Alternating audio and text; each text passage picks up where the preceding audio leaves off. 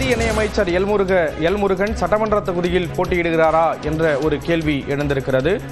மத்திய அமைச்சராக இருக்கக்கூடிய நிலையில் அவர் சட்டமன்ற தேர்தலில் போட்டியிட உள்ளதாக தகவல் வெளியாகி இருக்கிறது.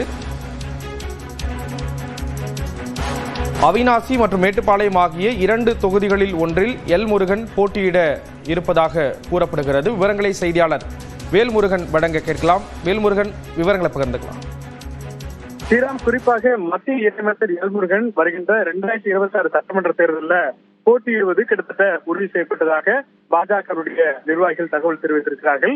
குறிப்பாக அவிநாசி அல்லது மேட்டுப்பாளையம் 2 சட்டமன்ற தொகுதிகளில் போட்டியிடுவதற்கான அந்த முயற்சிகள் தற்போது நடைபெற்று இருக்கிறது. தொகுதிகள் அதிமுக கூட்டணியில எந்தெந்த தொகுதிகள் அப்படிங்கிற அந்த பட்டியல் என்பது தற்போது பேச்சுவார்த்தையில நடைபெற்று கிட்டத்தட்ட ஒரு 15க்கும் மேற்பட்ட தொகுதிகள் தற்போது உறுதி செய்யப்பட்டிருக்கிறது. இந்த நிலையில அவிநாசி அல்லது மேட்டுப்பாளையம் தொகுதிகள்ல குறிப்பாக மத்திய இணையமைச்சர் எல் முருகன் தற்போது போட்டியிட இருப்பதாக தெரிவிக்கப்பட்டிருக்கிறது.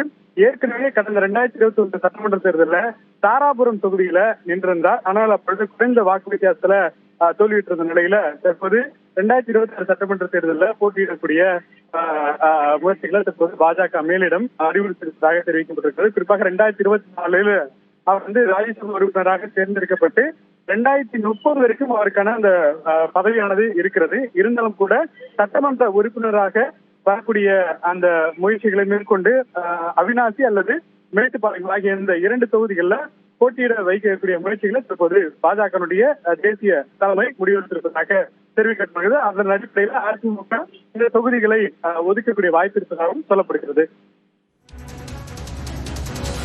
விவரங்களை வழங்கியதற்கு நன்றி வேல்முருகன்.